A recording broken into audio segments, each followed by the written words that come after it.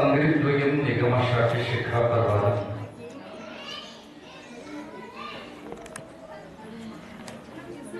ಭೈರಮ್ಮ ಮಂಬೂರ್ಹ ಡಂಬರ ಚೌರ್ಯ ಯಜ್ಞಂ ವಿಘ್ನಾದ್ರಿ ಬೇಧ ಶತಧಾರ ದುರಂಧಾರು ನಃ. ಆದಿ ಜಗದ್ಗುರು ರೇಣುಕಾದಿ ಪಂಚಾಚಾರ್ಯರನ್ನ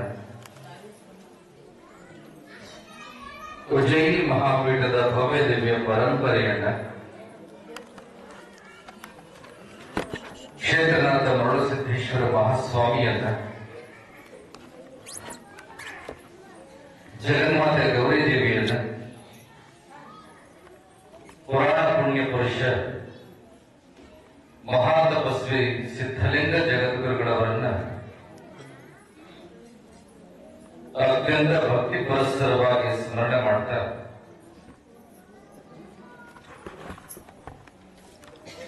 ಶ್ರಾವಣ ಮಾಸದ ಪವಿತ್ರ ಸಂದರ್ಭದಲ್ಲಿ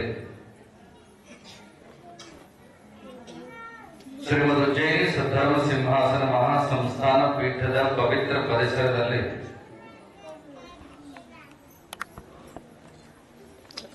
ಕಳೆದ 3 ದಶಕಗಳಿಂದ ನಡೆದುಕೊಂಡು ಬಂದಿರತಕ್ಕಂತಹ ಪುರಾಣ ಪ್ರವಚನ ಕಾರ್ಯಕ್ರಮ ಈ ವರ್ಷವೂ ಕೂಡ ನಿರಂತರವಾಗಿ ಸಾಂಗಮಂಗಲವಾಗಿ ನಡೆದುಕೊಂಡು ಬಂದಿರತಕ್ಕಂಥದ್ದಾಗಿದೆ.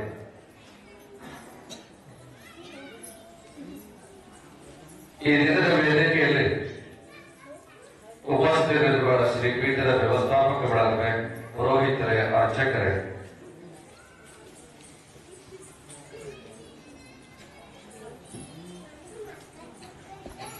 ಈ ವರ್ಷದ ಪ್ರವಚನಕಾರರಾಗಿ ಬಂದು ನೀವೆಲ್ಲರಿಗೂ ಉತ್ತಮವಾದ ನುಡಿಗಳನ್ನು ಅತ್ಯಂತ ಸರಳ ವಿಧಾನದೊಳಗ ಅರ್ಥವಾಗುವ ರೀತಿಯೊಳಗೆ ತಿಳಿಸಿಕೊಡ್ತಾ ಇರುವಂತಹ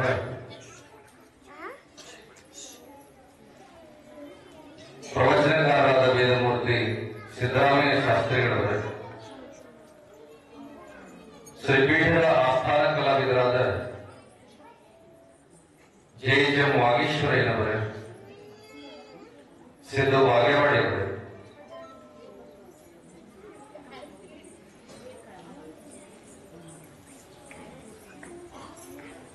ಸಿದ್ಧಲಿಂಗ ಜಗದ್ಗುರುಗಳವರ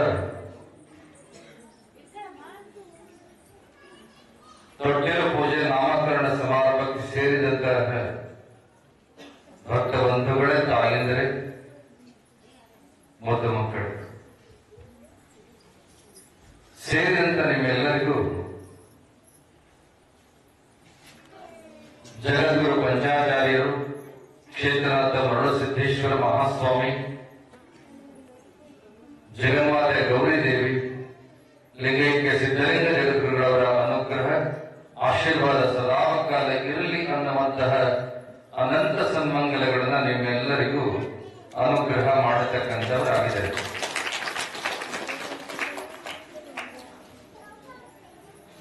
ಶ್ರಾವಣ ಮಾಸದಲ್ಲಿ ಶ್ರವಣ ಭಕ್ತಿಯನ್ನು ನಿತ್ಯವೂ ಕೂಡ ಅರ್ಪಣೆ ಮಾಡಿಕೊಂಡು ಬಂದಿದ್ದೇವೆ.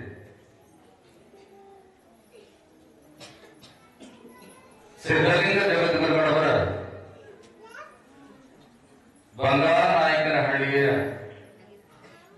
ಹಿರೇಮಠದ ಪವಿತ್ರ ಪರಿಸರದಲ್ಲಿ ಜನ್ಮ ತಾಳಿದಂತಹ ಸಂದರ್ಭ, ಈ ಲೋಕವನ್ನ ಬೆಳಗುವಂತಹ ಎಲ್ಲ ಭವಿಷ್ಯದ ಲಕ್ಷಣಗಳು ಅವರಲ್ಲಿರ್ತಕ್ಕಂಥದ್ದನ್ನ ಮನಗಂಡೆ ಭಗವಂತ ಅತ್ಯಂತ ಚಿಕ್ಕ ಪ್ರಾಯದೊಳಗ ಈ ಪೀಠಕ್ಕೆ ಅವರನ್ನ ಬರಮಾಡಿಕೊಡುತ್ತಾರೆ.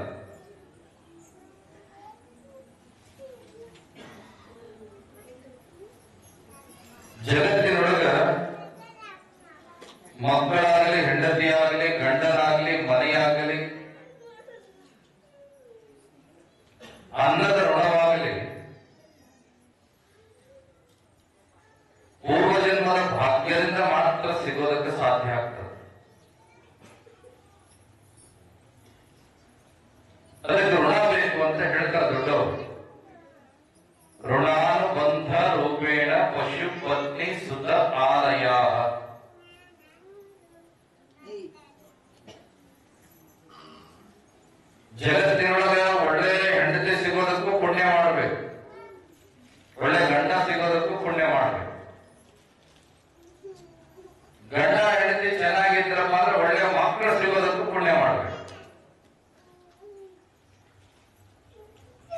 ಬೇಕಾದಷ್ಟು ಜನ ದುಡಿಮೆ ಇರ್ತದ, ವ್ಯವಹಾರ ಇರ್ತದ, ಉದ್ಯೋಗ ಇರ್ತದ, ಮನೆ ಕಟ್ಟೋದಕ್ಕೆ ಬಹಳ ಕಷ್ಟಪಡ್ತಿರ್ತಾರೆ. ಆ ಒಂದು ಮನೆ ಆಗೋದಕ್ಕೂ ಕೂಡ ಪೂರ್ವ ಜನ್ಮದ ಪುಣ್ಯ ಬೇಕು. ಮಕ್ಕಳಿಗೆ ಏನೆಲ್ಲ ಹರಕೆಯನ್ನು ಹೊತ್ಕೊಳ್ತೀರಿ, ಹೋಗದ ದೇವರುಗಳಿಲ್ಲ, ಮಾಡದ ಪೂಜೆಗಳಿರೋದಿಲ್ಲ. ಅವೆಲ್ಲಗಳನ್ನ ಮಾಡಿ ಬಂದ ಮೇಲೆ ಉತ್ತಮನಾದ ಸತ್ಕುಲ ಪ್ರಸೂತ ಸಂತಾನ ಪ್ರಾಪ್ತ ಆಗ್ತದ ಅನ್ನುವಂಥದ್ದರ ಭರವಸೆಯೂ ಇರೋದಿಲ್ಲ.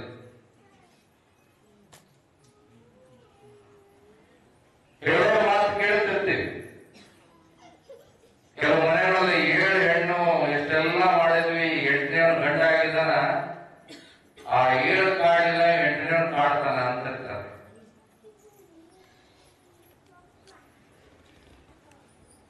ಅದಕ್ಕೆಲ್ಲ ಕಾರಣ ಅದು. ಅದಕ್ಕೆ ಒಳ್ಳೆಯ ಮಕ್ಕಳು ಹುಟ್ಟಬೇಕಾದ್ರೂ ಕೂಡ ಪೂರ್ವಾರ್ಜಿತ ಪುಣ್ಯದ ಬಲ ಮತ್ತು ಫಲ ಎರಡೂ ಬೇಕು.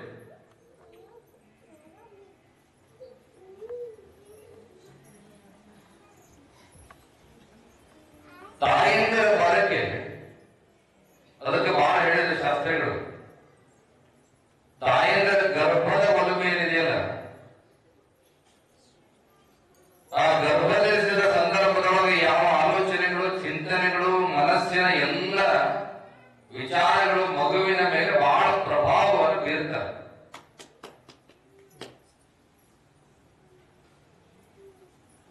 ಈ ಜಗತ್ತಿನ ಮಕ್ಕಳಿಗೆ ತ್ಯಾಗ ಮಾಡಿದವರು ಅದಾರ, ಮಕ್ಕಳನ್ನ ಚಂದ ಬೆಳೆಸಿದವರು ಅದಾರ, ಮಕ್ಕಳನ್ನ ಹಾಳು ಮಾಡಿದವರು ಅದಾರ. ಹಾಳು ಮಾಡಿದವ್ರ ಉದಾಹರಣೆನೂ ನಮ್ಮ ಮುಂದದ, ಚಂದ ಬೆಳೆಸಿದವ್ರ ಉದಾಹರಣೆನೂ ನಮ್ಮ ಮುಂದದ.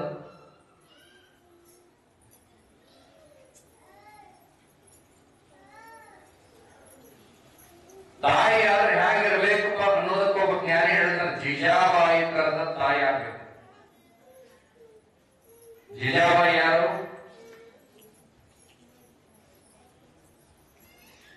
ಭಾರತ ದೇಶ ಕಂಡಂತ ಏಕೈಕ ಹಿಂದೂ ಸಾಮ್ರಾಟ ರಾಜ. ಇವತ್ತಿಗೂ ಕೂಡ ಆತನ ಹೆಸರು ಹೇಳ್ಬಿಟ್ರೆ ಸಾಕು, ಪ್ರತಿಯೊಬ್ಬ ಹಿಂದೂಗಳ ನರನಾಡಿಯೊಳಗ ರಾಷ್ಟ್ರ ಪ್ರೇಮದ ಕಿಚ್ಚು ಹೊತ್ತಿ ಉರಿಯುವಂತಹ ಶಕ್ತಿ ಒಂದು ಹೆಸರಿನೊಳಗದ, ಅದು ಶಿವಾಜಿ ಮಹಾರಾಜ. ಆ ಶಿವಾಜಿ ಮಹಾರಾಜನ ತಾಯಿ ಜೀಜಾಬಾಯಿ.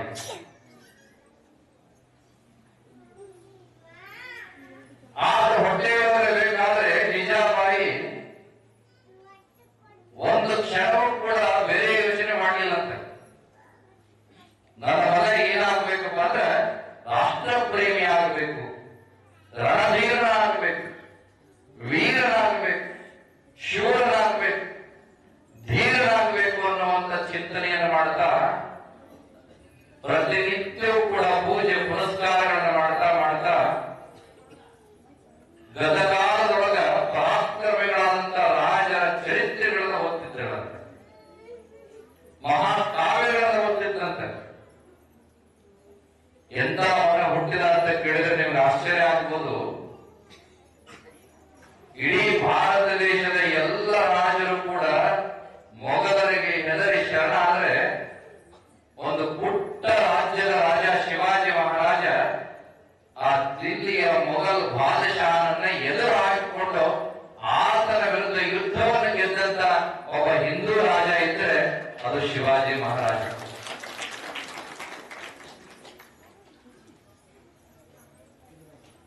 ಯಾವ ಹೆಸರು ಇವತ್ತಿಗೂ ಕೂಡ ಅಷ್ಟು ರಾಷ್ಟ್ರ ಪ್ರೇಮದ ಕಿಚ್ಚನ್ನು ಹೊತ್ತಿಸುವಂಥದ್ದು. ಆಡಳಿತದೊಳಗೆ ಬಹಳ ಅದ್ಭುತವಾಗಿರ್ತಕ್ಕಂಥ ಆಡಳಿತ. ಮಹಾರಾಷ್ಟ್ರದೊಳಗ ಸಾತಾರ ಅಂತ ಹೇಳಿ ದೂರದ ಊರಿನ ಹೆಸರು ಸಾತಾರ. ಮರಾಠಿ ಭಾಷೆಯೊಳಗ ಸಹ ಅಂದ್ರೆ 6, ತಾರ ಅಂದ್ರೆ ನಕ್ಷತ್ರ ಅಥವಾ ಬೆಟ್ಟ ಗುಡ್ಡಗಳು ಅನ್ನುವಂಥದ್ದು ಅರ್ಥ ಬರ್ತದೆ. 6 ಬೃಹತ್ ಗಾತ್ರದ ಗುಡ್ಡಗಳ ಒಂದು ಪರಿಮಿತಿಯೊಳಗಿರ್ತಕ್ಕಂಥ ಒಂದು ನಗರ.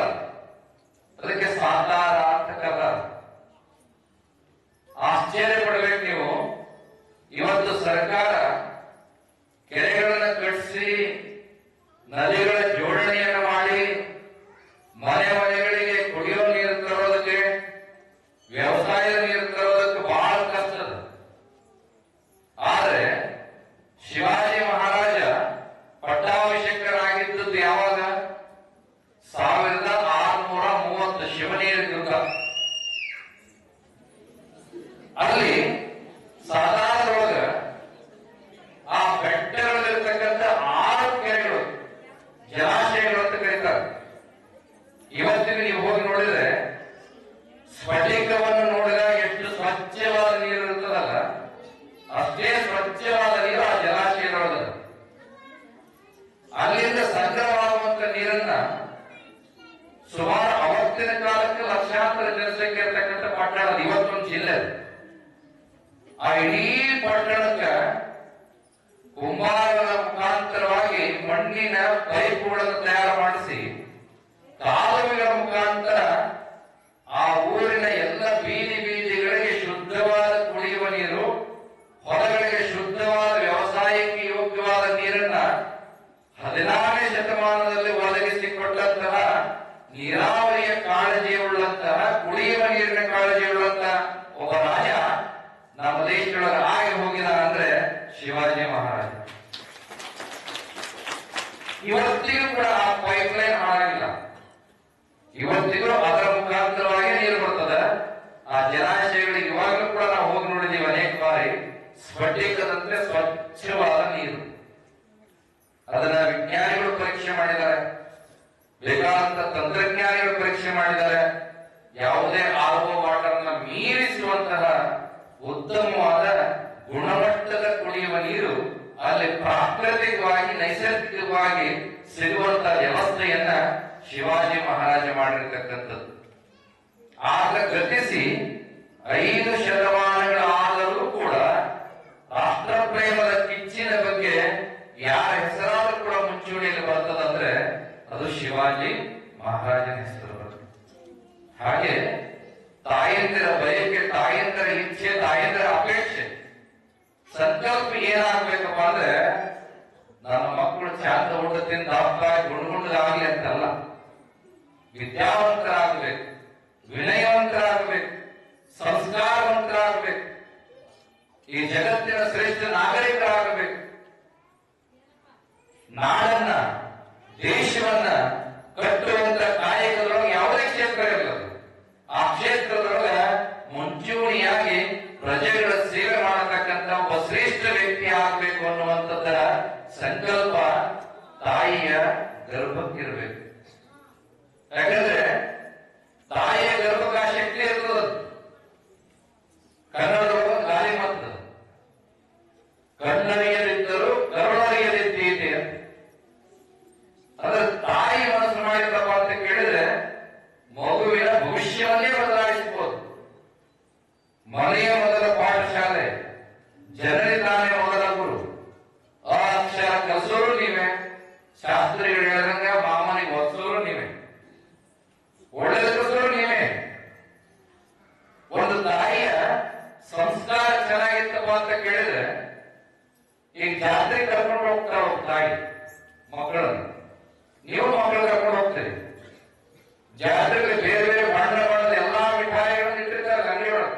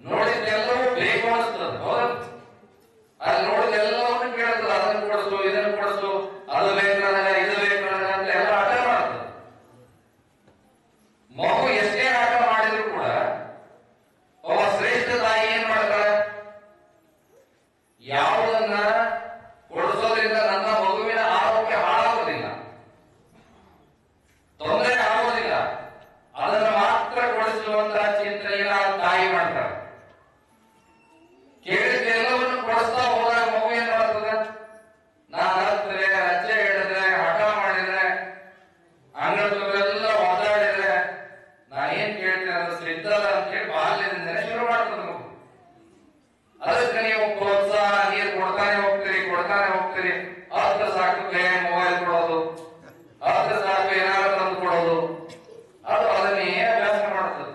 ನಾನು ಹತ್ರ ನನಗೆಲ್ಲ ಸಿಗ್ತದ, ಹಠ ಮಾಡಿದ್ರೆ ನನಗೆಲ್ಲ ಸಿಗ್ತದ. ಆದ್ರೆ ಯೋಗ್ಯ ತಾಯಿ ಯಾವುದು ಸರಿ, ಯಾವುದು ತಪ್ಪು, ಯಾವುದು ಭವಿಷ್ಯದ ಆ ಮಗುವಿನ ಯೋಗಕ್ಷೇಮ ಸರಿಯಾಗಬಹುದು ಅನ್ನುವಂಥದ್ದನ್ನ ಒಬ್ಬ ಯೋಗ್ಯ ತಾಯಿ ಬಾಲ್ಯದಲ್ಲಿಯೇ ತೀರ್ಮಾನ ಮಾಡಬೇಕು. ಅದಕ್ಕೆ ಕನ್ನಡದ ಮಾತು ಗಾದೆ ಮಾತು ಏನ್ ಹೇಳಿದ್ರು, ಬೆಳೆಯುವ ಸಿರಿಯನ್ನ ಮೊಳಕೆಯಲ್ಲಿಯೇ ನೋಡುವಂತ ಒಂದು ಕಡೆ ಹೇಳಿದ್ರು. ಇನ್ನೊಂದು ಮಾತು, ಗಿಡವಾಗಿ ಬಗ್ಗದ್ದು ಮರವಾಗಿ ಬಗ್ಗೀತೆ. ಯಾವಾಗ ಬಗ್ಗಿಸ್ಬೇಕು? ಬಾಲ್ಯದಲ್ಲಿಯೇ ಬಗ್ಗಿಸ್ಬೇಕು. ವಿವೇಕಾನಂದರಂತ ಮಹಾ ಸನ್ಯಾಸಿಗಳನ್ನ ಈ ಜಗತ್ತಿಗೆ ತಾಯಿ ಕೊಟ್ರು, ಶಂಕರಾಚಾರ್ಯರಂತ ಸನ್ಯಾಸಿಗಳನ್ನು ಕೊಟ್ಟರು, ಜಗದ್ಗುರು ಪಂಚಾಚಾರ್ಯರಂತ ಸನ್ಯಾಸಿಗಳನ್ನು ಕೊಟ್ಟರು. ನೀವೆಲ್ಲ ನೋಡಿದ್ರೆ ಈಗ ಶಾಸ್ತ್ರಗಳ ವಿಶ್ವೇಶ್ವರಯ್ಯನವರ ಹೆಸರು ಹೇಳಿದ್ರು. ಕನ್ನಂಬಾಡಿಯನ್ನು ಕಟ್ಟಿ 100 ವರ್ಷಗಳಾದರೂ ಕೂಡ ಇವತ್ತವರ ಹೆಸರು ಚಿರಸ್ಥಾಯಿಯಾಗಿ ಉಳಿತದಂತ ಕೇಳಿದ್ರೆ ವಿಶ್ವೇಶ್ವರಯ್ಯನವರ ಆ ಚಿಂತನೆ, ದೂರದೃಷ್ಟಿ ಇದೆಲ್ಲವೂ ಕೂಡ ಎಷ್ಟು ಇದ್ದೀತು ಅನ್ನುವಂಥದ್ದು. ಜೋಗ ಜಲಪಾತವನ್ನು ಒಂದ್ಸಲ ನೋಡ್ಲಿಕ್ಕೆ ಹೋಗ್ತಾರಂತ ಯಾರು? ವಿಶ್ವೇಶ್ವರಯ್ಯನವರು. ಅವರ ಸ್ನೇಹಿತರ ಜೊತೆ ಎಲ್ಲ ಹೋಗ್ತಾರೆ. ತುರುಗಿ ಹರಿತಾ ಇತ್ತು ಜಲಪಾತ. ಅಲ್ಲಿ 4 ಜಲಪಾತಗಳದಾವ. ಯಾವ್ಯಾವು? ರಾಜಾ ರಾಣಿ, ರೋರರ್, ರಾಕೆಟ್. ಆ ಪ್ರಾಕೃತಿಕ ಸೌಂದರ್ಯವನ್ನು ನೋಡ್ತಾ ಅವರ ಸ್ನೇಹಿತರೆಲ್ಲ ಬಹಳ ಖುಷಿ ಪಡ್ತಾರೆ. ಎಲ್ಲರೂ ಆ ಆನಂದದೊಳಗೆ ತಲೆಯನ್ನಾಗಿರ್ಬೇಕಾದ್ರೆ ವಿಶ್ವೇಶ್ವರಯ್ಯನವರು ಚಿಂತೆ ಮಾಡಕ್ಕೆ ಶುರು ಮಾಡಿದರು. ವಿಶ್ವೇಶ್ವರಯ್ಯನಿಗೆ ಕೇಳ್ತಾರೆ ಸ್ನೇಹಿತರು, ಏನ್ರಿ ಎಷ್ಟು ಚಂದ್ರ ಪ್ರಕೃತಿ ಅದ, ಜಲಪಾತದ, ಆ ನೀರು ಅಲ್ಲಿಂದ ಧುಮುಕುವಂತ ಸೌಂದರ್ಯವನ್ನ ನೋಡೋದು ಬಿಟ್ಟು ನೀವು ಚಿಂತೆ ಮಾಡ್ತಾ ನಿಂತಿಲ್ಲ, ಇಷ್ಟು ಗಂಭೀರವಾದ ಯೋಚನೆ ಮಾಡಾಕಿದ್ದಿಲ್ಲ, ನಿಮಗೆ ಪ್ರಕೃತಿ ಸವಿಯುವಂತ ಮನಸ್ಸಿಲ್ಲ ಅಂತ ಕೇಳಿದ್ರಂತ ಸ್ನೇಹಿತರು. ಅವಾಗ ವಿಶ್ವೇಶ್ವರಯ್ಯ ಈ ಪ್ರಾಕೃತಿಕ ಸೌಂದರ್ಯ ಹಾಳಾಗಿ ಹೋಗ ನಾನೇನು ಯೋಚನೆ ಮಾಡಾಕತ್ತೀನಿ ಅಂದ್ರ ಅಷ್ಟು ಮೇಲ್ಗಡೆದ ಬೆಟ್ಟದ ತುದಿಯಿಂದ ಆ ನೀರು ಕೆಳಗಡೆ ಬೀಳ್ತಾ ಇದೆಯಲ್ಲ, ಆ ಬೀಳುವಂತ ನೀರನ್ನ ಹಿಡಿದಿಟ್ಟು ಏನಾದ್ರೂ ಕೂಡ ಇಡೀ ಕರ್ನಾಟಕಕ್ಕೆ ತಂತ್ರಜ್ಞಾನದ ಮುಖಾಂತರವಾಗಿ ಬೆಳಕನ್ನ, ಎಲೆಕ್ಟ್ರಿಸಿಟಿಯನ್ನು ಹೇಗೆ ಕೊಡಬೇಕು ಅಂತ ನಾನು ಯೋಚನೆ ಮಾಡಕತ್ತೀನಿ ಅಂತ ಅವ್ರು ಹೇಳಿದ್ರು. ನಿಮ್ಗೆ ಆಶ್ಚರ್ಯ ಆಗ್ಬೋದು. ಇಡೀ ಭಾರತ ದೇಶಕ್ಕೆ ಮೊಟ್ಟ ಮೊದಲು ಕರೆಂಟ್ ಕೊಟ್ಟಂತ, ಕರೆಂಟ್ ಅನ್ನುವಂಥ ಪದ ಸರಿ ಅನ್ನೋದು, ಎಲೆಕ್ಟ್ರಿಸಿಟಿ ಅಥವಾ ಪವರ್ ಅನ್ಬೇಕು. ಆ ಎಲೆಕ್ಟ್ರಿಸಿಟಿ ಕೊಟ್ಟಂತ ರಾಜ್ಯ ಯಾವ್ದಾದ್ರು ಇದ್ರೆ ಅದು ಕರ್ನಾಟಕ ರಾಜ್ಯ. ಗೇರುಸೊಪ್ಪೆ ಜಲಪಾತದಿಂದ ಅದು ಪ್ರಾರಂಭ ಆಗ್ತದ. ಎರಡನೆಯದ್ದು ಜೋಗದ ವಿದ್ಯುತ್ ಜಲಪಾತ. ಅಲ್ಲಿ ಆ ವಿದ್ಯುತ್ ಯೋಜನೆ ಪ್ರಾರಂಭ ಮಾಡ್ತಾರೆ. ಇವತ್ತು ನಿಮಗೆಲ್ಲ ಗೊತ್ತಿರಲಿ, ಅಲ್ಲಿಂದ ವಿಶೇಷವಾಗಿ ಅರ್ಧ ರಾಜ್ಯಕ್ಕೆ ವಿದ್ಯುತ್ ಸರಬರಾಜು ಆಗ್ತದೆ. ಕೇವಲ ಆ ಅಣೆಕಟ್ಟು ಮಾತ್ರ ಕಟ್ಟಲಿಲ್ಲ, ಇಲ್ಲೇ ನಿಮ್ ಪಕ್ಕದ ತುಂಗಭದ್ರಾ ಅಣೆಕಟ್ಟಿದೆಯಲ್ಲ, ಇದನ್ನು ಕಟ್ಟಿದವರು ವಿಶ್ವೇಶ್ವರಯ್ಯನವರೇ. ಇದನ್ನ ಬಹಳ ವರ್ಷದಿಂದ ಜಗಳ ಆಗ್ತಿದ್ರು.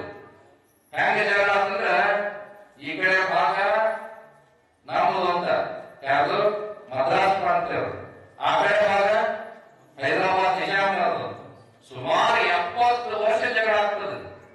ಅವರು ಪರ್ಮಿಷನ್ ಕೊಡಂಗಿಲ್ಲ, ಇವರು ಪರ್ಮಿಷನ್ ಕೊಡಂಗಿಲ್ಲ, ವ್ಯರ್ಥವಾಗಿ ಹರಿದು ಹೋಗ್ತದೆ.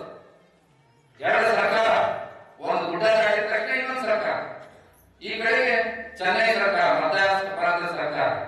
ಕೊನೆಗೆ ಬಹಳ ಜಗಳ ಆಗಿ, ಎಷ್ಟೋ ಮೀಟಿಂಗ್ಗಳಾಗಿ, ಸಭೆಗಳಾದ ಮೇಲೆ ಕೊನೆಗೆ ವಿಶ್ವೇಶ್ವರಯ್ಯನ ಮಧ್ಯಸ್ಥಿಕೆ ವಹಿಸಿ 2 ರಾಜ್ಯಗಳ ಮನವೊಲಿಸಿ ಈ ಅಣೆಕಟ್ಟು ಕಟ್ತಾರೆ 1910 ಮತ್ತು 20 ನಡುವೆ. ಇವತ್ತು ತುಂಗಭದ್ರಾ ಅಣೆಕಟ್ಟು ಇಷ್ಟು ನಮ್ಮ ಕಣ್ಣು ಮುಂದೆಲ್ಲ ಇದೆ. ಇದರ ನಿರ್ಮಾಣದಲ್ಲೂ ಕೂಡ ಅವರ ಸಹಕಾರದ. ಹಾಗಾಗಿ ವಿಶ್ವೇಶ್ವರಯ್ಯನಂತರ ಚಿಂತನೆ, ಅವರ ಯೋಚನೆ ಸದಾ ಕಾಲ ನಾಡಿ ತುಳಿಬೇಕು, ಈ ರಾಜ್ಯಕ್ಕೆ ಏನಾದ್ರೂ ಮಾಡಬೇಕು, ಈ ತರದ ಚಿಂತನೆಗಳಿದಾವಲ್ಲ, ಇಂತಹ ಮಕ್ಕಳನ್ನ ಹೆರುವಂತ ತಾಯಿಯಂದರಾಗಬೇಕು. ಲಾಲಾ ಲಜಪತ್ ರಾಯ್,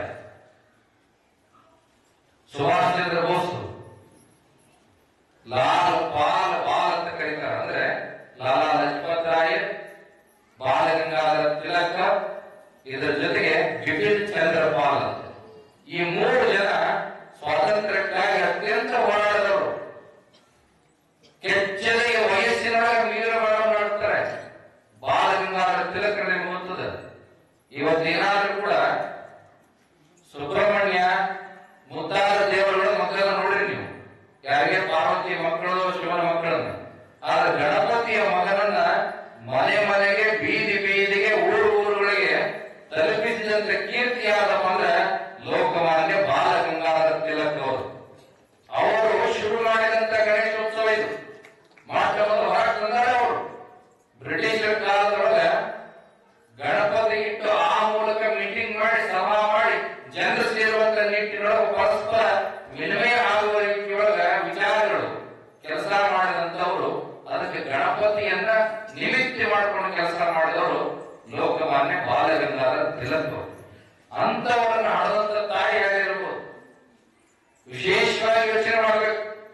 ನಮ್ಮ ಮಕ್ಕಳು ರಾಜಕಾರಣಿಗಳಾಗ್ಬೇಕು, ಇಂಜಿನಿಯರ್ ಆಗ್ಬೇಕು, ಮೇಸ್ಟರ್ ಆಗ್ಬೇಕು, ದುಡಿಬೇಕಂತೀರಿ. ಎಲ್ಲದಕ್ಕಿಂತ ಹೆಚ್ಚು ಮಕ್ಕಳು ಒಳ್ಳೆಯವರಾಗ್ಬೇಕು. ತಂದೆ ತಾಯಿಗಳಿಗೆ ಒಳ್ಳೆಯ ಮಕ್ಕಳು ಇರಬೇಕು, ಸಂಸ್ಕಾರ ಚೆನ್ನಾಗಿರ್ಬೇಕು. ಅವ್ರು ದುಡಿಲಿಲ್ಲ ಕಡೆ ಹೋಗ್ಲಿ, ಒಳ್ಳೆ ಮಕ್ಕಳಿಂದ ಒಳ್ಳೆ ಗುಣವಂತರಾಗಿ ಚಾರಿತ್ರ್ಯವಂತರಾಗಿ ತಂದೆ ತಾಯಿಗಳು ಹೇಳಿದ ಮಾತುಗಳನ್ನ ತಲೆ ಮೇಲೆ ಹೊತ್ತು ನಡೆಯುವಂತ ಮಕ್ಕಳಿದ್ದು ಬಿಟ್ರೆ ಅವರಂತ ಪುಣ್ಯವಂತ ತಂದೆ ತಾಯಿಗಳು ಈ ಜಗತ್ತಿನೊಳಗೆ ಯಾವಾಗಿಲ್ಲ. ಅದಕ್ಕೆ ವಿಜಯಪುರದ ಸಿದ್ದೇಶ್ವರ ಸ್ವಾಮಿ ಒಂದ್ ಕಡೆ ಹೇಳ್ತಿರ್ತಾರೆ, ಮಕ್ಕಳಿಗಾಗಿ ಆಸ್ತಿ ಮಾಡಬೇಡ್ರಿ, ಮಕ್ಕಳನ್ನೇ ಆಸ್ತಿಯನ್ನಾಗಿ ಮಾಡ್ರಿ. ಎಂತ ಆಸ್ತಿ ಮಾಡ್ಬೇಕು? ಮಕ್ಕಳೇ ಆಸ್ತಿ ಆಗ್ಬೇಕು. ಮೊನ್ನೆ ಬೆಂಗಳೂರೊಳಗೆ ನಾವು ಹೋಗಿದ್ವಿ ಕಾರ್ಯಕ್ರಮ. ಅಮೆರಿಕದೊಳಗ ನಮ್ಮ ಮಗ ಇಬ್ರು ಗಂಡ ಹೆಂಡತಿ ದೊಡ್ಡ ಓದಿಗಳು. ಅವರ ತಾಯಿ ವೃದ್ಧಾಶ್ರಮದೊಳಗ ಪ್ರತಿ ತಿಂಗಳು ದುಡ್ಡು ಕಳಿಸ್ತಿದ್ದ. ನೋವಿನ ಸಂಗತಿ ಏನಪ್ಪ ಅಂತ ಕೇಳಿದ್ರೆ, ತಾಯಿ ತೀರ್ಕೊಂಡು ಅಂತ್ಯಕ್ರಿಯೆಯಿಂದ ಮಕ್ಕಳು ಬರಲಿಲ್ಲ, ಅಲ್ಲಿಂದ ದುಡ್ಡು ಹಾಕಿದ ಆನ್ಲೈನ್ ಮೂಲಕ ಅಂತ್ಯಕ್ರಿಯೆ ನೋಡಿದ್ರು. ಇಂತಹ ಮಕ್ಕಳು ಬೇಕಿಲ್ಲ. ಒಂದು ಇಡೀ ಮಣ್ಣು ಕೂಡ ಅಂತ್ಯ ಸಂಸ್ಕಾರಗಳು ಹಾಕದೇ ಇದ್ರೆ ಅಂತ ಮಕ್ಕಳ ಅವಶ್ಯಕತೆ ಏನಿದೆ? ನಾವು ಬರ್ಲಿಕ್ಕೆ ಆಗೋದಿಲ್ಲ, ಏನ್ ಖರ್ಚಿಬೇಕು ನಾವು ಖರ್ಚು ಕೊಡ್ತೀವಿ, ನೀವೇ ಮಾಡ್ರಿ ಅಂದ್ರು. ಒಂದು ಸ್ವಯಂ ಸೇವಾ ಸಂಘಟನೆ ಬಂದು ಆ ತಾಯಿಯ ಅಂತ್ಯ ಸಂಸ್ಕಾರ ಮಾಡಿದ್ರು. ಅವ್ರು ಪೇಮೆಂಟ್ ಮಾಡಿದ್ರು, ಮೊಬೈಲ್ ಒಳಗ ಅಂತ್ಯ ಸಂಸ್ಕಾರ ಮಾಡಿದ್ರು. ಇಂತಹ ಮಕ್ಕಳ ಅವಶ್ಯಕತೆ ಇದೆಯಾ? ಸುಖವೋ ದುಃಖವೋ, ನಲಿಯೋ ನೋವೋ, ಆದ್ರೆ ಮಕ್ಕಳು ತಂದೆ ತಾಯಿಗಳನ್ನ ಗೌರವಿಸುವಂತ ಆಗ್ಬೇಕು. ಅಂತ ಮಕ್ಕಳು ಹುಟ್ಟಬೇಕು. ಜಗತ್ತು ಬಹಳ ಜನ ಹೋಗ್ಯಾರ, ಆದ್ರೆ ಎಲ್ಲಾ ತಾಯಿಯಂದ್ರಿಂದ ಯಾರು ಸ್ಮರಣೆ ಮಾಡಿಲ್ಲ. ಅದೇ ಸಿದ್ಧಲಿಂಗ ಜಗದವರು ತಾಯಿಯನ್ನು ಯಾಕೆ ಸ್ಮರಣೆ ಮಾಡ್ತಾರಂದ್ರೆ, ಆ ತಾಯಿ ಇಡೀ ಜಗತ್ತಿಗೆ ಲೋಕೋಪಕಾರವಾಗುವಂತ ಲೋಕಮಾನ್ಯರಾಗುವಂತಹ ಎಲ್ಲ ಪೀಠಗಳ ಕಾಪಾಡುವಂತ ಒಬ್ಬ ಜಗತ್ತಿನೊಳಗೆ ಎತ್ತಿ ಕೊಟ್ಟಾಳಲ್ಲ, ಅದಕ್ಕ ಆ ಗುರುಸಿದ್ದಮ್ಮನ ಧರ್ಮದೊಳದು ಅನ್ನುವಂತ ಮಾತನ್ನ ಈ ಸಂದರ್ಭದಲ್ಲಿ ನಾವು ನೆನಪಿಸಿಕೊಳ್ಬೇಕು. ಅದಕ್ಕೆ ತಾಯಿ ಹೊಟ್ಟೆ ತಣ್ಣಗಿರ್ಬೇಕು. ಅವರು ಚಂದ ಬೆಳೆಸಿದ್ರ ನಾವು ತಿಂದಿರ್ತೀವಿ. ಎಲ್ಲದಕ್ಕೂ ಕೂಡ ತಾಯಿ ದೊಡ್ಡವಳು, ಹೆಣ್ಣು ದೊಡ್ಡವಳು, ಮಾತ್ರ ದೊಡ್ಡದು. ಅದಕ್ಕೆ ಹೇಳಿದ ದೊಡ್ಡವರು ಭಾರತದೊಳಗ ನಮ್ಮ ದೇವತೆಗಳಿಗೆ ಅತ್ಯಂತ ಶ್ರೇಷ್ಠವಾದ ದೇವರು ಯಾರಪ್ಪ ಅಂದ್ರೆ ಎದ್ದ ತಾಯಿ. ಮಾತ್ರ ದೇವೋ ಭವ ಅಂತ ಕರೆದ್ರು. ಜನನೀ ಜನ್ಮಭೂಮಿಚ್ಚ ಸ್ವರ್ಗಾದಪಿ ಗರಿಯಸಿ ಅಂತ ಕರೆದ್ರು. ದೇಶವನ್ನ ಮಾತೆ ಅಂತ ಕರೆದ್ರು. ನದಿಗಳನ್ನ ಹೆಣ್ಣು ಅಂತ ಕರೆದ್ರು. ಪ್ರಕೃತಿ ಎಲ್ಲ ವಿಷಯ ವಸ್ತುಗಳನ್ನ ಹೆಣ್ಣು ಅಂತ ಕರೆದ್ರು. ಯಾಕೆಂದ್ರೆ ಆ ತಾಯಿಯೊಳಗಿರ್ತಕ್ಕಂಥ ಶಕ್ತಿ ಸಾಮರ್ಥ್ಯವನ್ನು ಗುರುತಿಸಿನೇ ನಮ್ಮ ಶಾಸ್ತ್ರಗಳೆಲ್ಲವೂ ಕೂಡ 10 ದೇವರನ್ನ ಪೂಜಿಸುವುದಕ್ಕಿಂತ ಎದ್ದ ತಾಯಿಯನ್ನು ಪೂಜಿಸುವ ಅನ್ನುವಂತ ಮಾತನ್ನ ಕರ್ಕೊಂಡು ಬಂದಿರತಕ್ಕಂಥದ್ದು.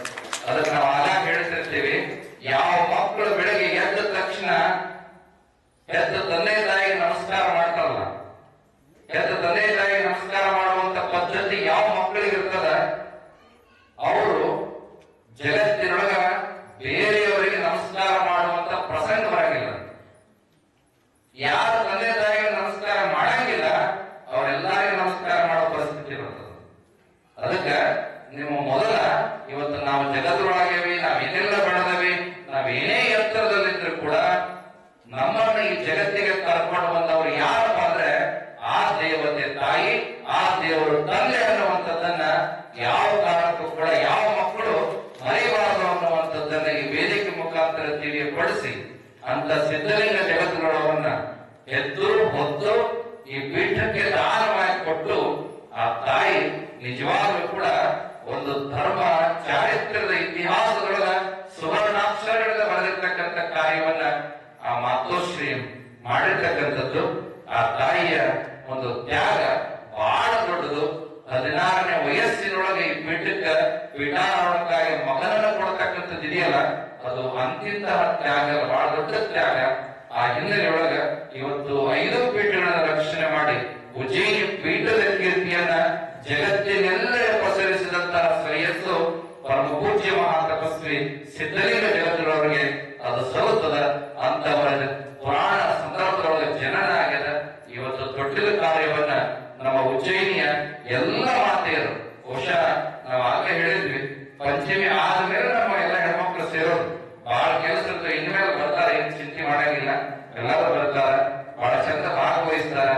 ಮತ್ತೆ ಶುಕ್ರವಾರ ದಿವಸ 16ನೇ ತಾರೀಕು ಉಡಿ ತುಂಬುವಂತ ಕಾರ್ಯಕ್ರಮ ಇರ್ತದ.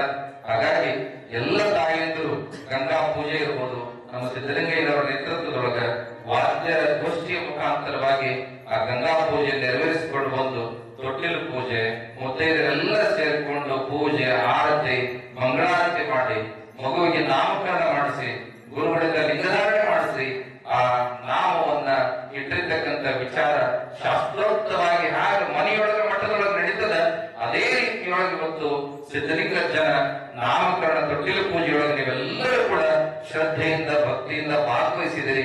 ನಿಮ್ಮೆಲ್ಲರಿಗೂ ಕೂಡ ಆ ಸಿದ್ಧಲಿಂಗ ಜನಂತ ಮಕ್ಕಳೇ ಹುಟ್ಟಿ ಬರಲಿ ಅನ್ನುವಂತ ಮಾತನ್ನ ಈ ವೇದಿಕೆ ಮುಖಾಂತರ ಎಲ್ಲರಿಗೂ ಕೂಡ ಆಶೀರ್ವಾದವನ್ನ ಮಾಡ್ತಾ ಸೇರಿದಂತ ನಿಮ್ಮೆಲ್ಲರಿಗೂ ಕೂಡ ಆ ಭಗವಂತ ಅನುಗ್ರಹವನ್ನು ಮಾಡಲಿ. ನಮ್ಮ ಶಾಸ್ತ್ರಿಗಳವರು ಬಹಳ ಸುಂದರವಾಗಿ ತಮ್ಮ ಪ್ರವಚನದ ಕಾರ್ಯವನ್ನು ನಡೆಸಿಕೊಡುತ್ತಾ ಬಂದಂತವರಾಗಿದ್ದಾರೆ.